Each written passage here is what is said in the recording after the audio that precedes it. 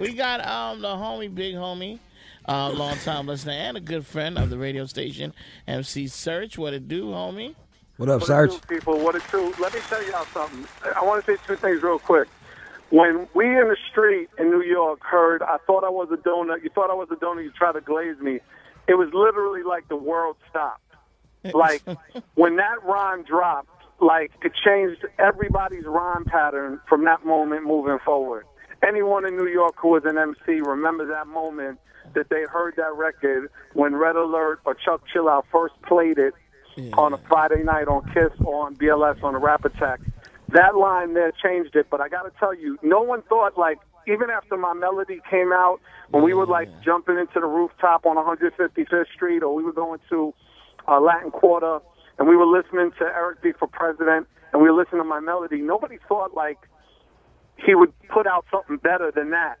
And when I Ain't No Joke came out, and that video came out, and you saw Flavor Flav in Rucker Park, and that record came out, I to this day, and I will argue with anybody about this, I Ain't No Joke is the most perfect rap record ever made. I don't give a fuck what Lord Seal's talking about them scratches at the end. That record is the perfect rap record ever made, beginning to end.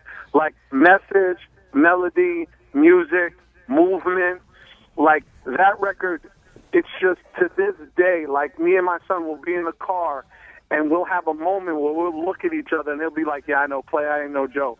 Like, that record is like the most perfect rap record ever made.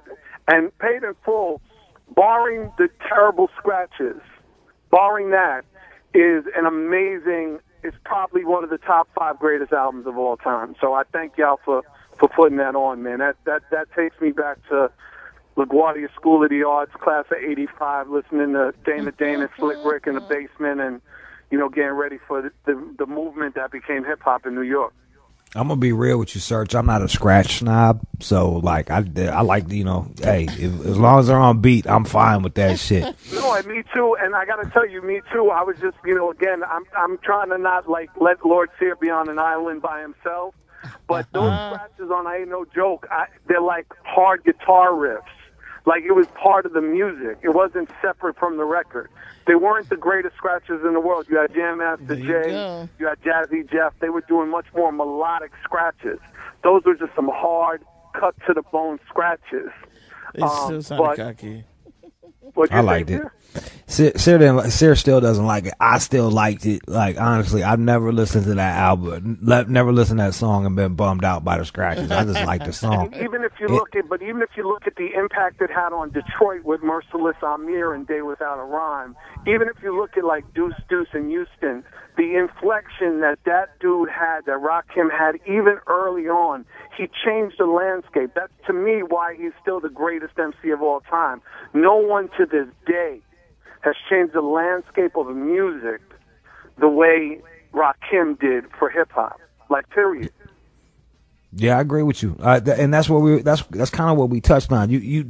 But see, I felt like there was other MCs out there that was kind of on that forefront as well. And you mentioned one like Slick Rick. They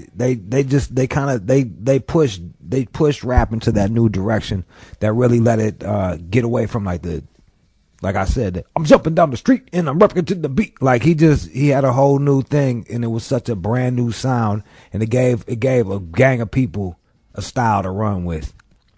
No, without question. And for us, like, and again, this is really a New York thing, because I was really, you know, when I moved to Detroit and I started doing radio in Detroit, I would talk to people about, like, the Fearless Four and Problems of the World Today and records that really had a significant impact in New York, and people would look at me like I literally was growing the fourth eye right in the middle of my head, you know, because there was no connection to that. But there was a lot of music from like 1984 and a half to like 1986 that you saw the boundaries of music being changed in terms of melody, in terms of what music was being talked about, how it's feeling, how it was sounding, records in the club. And then Eric B. for President came on and literally changed everybody's MO. Like, changed the way you wrote, changed the way you looked, changed the way you felt, changed the way hip-hop sounded in the club. Like, then Antoinette came. I mean, there was so much, like, bounce back from that record I don't think anyone, and again, I hear what Drake is talking about when he's saying, like, the old school artists really didn't have a lot to compare to, so that's why, whatever. And I hear what a lot of these new artists are saying, but there's never been an artist. Like, I don't see a lot of people trying to be Lil Wayne. I don't see a lot of people trying to be Drake. But I see a lot of people to this day still trying to be Rakim. No doubt. Yo, Serch, man. Thanks for calling, my brother. Thanks, guys. I love the show, man. Thank you. All right.